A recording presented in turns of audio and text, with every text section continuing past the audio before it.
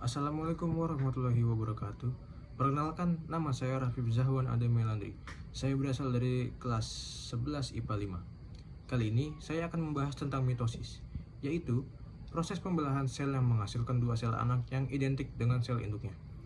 Proses ini sangat penting dalam kehidupan karena berperan dalam pertumbuhan, perbaikan jaringan, serta mengganti sel-sel tubuh yang rusak atau mati. Mitosis berlangsung dalam beberapa tahap yang teratur.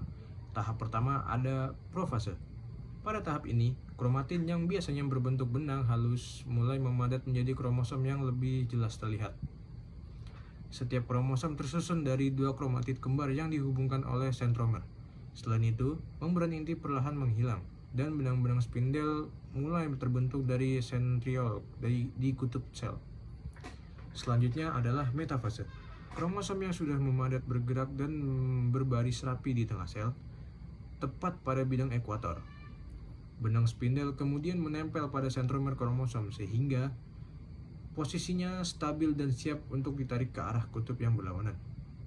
Tahap ketiga adalah anafase.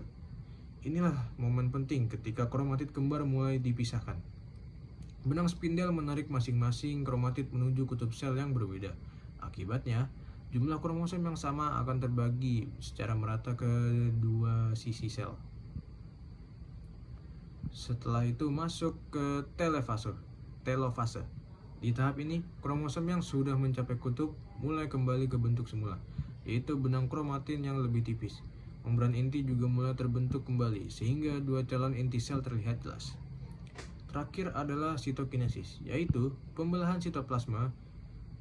Dinding sel atau membran plasma menyempit di bagian tengah, hingga akhirnya memisahkan sel menjadi dua bagian. Hasilnya adalah dua sel anak baru yang identik secara genetik dengan sel induknya.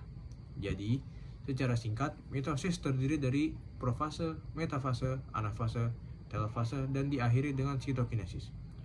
Proses ini memastikan keberlangsungan hidup organisme dengan cara menjaga agar setiap sel baru memiliki informasi genetik yang sama.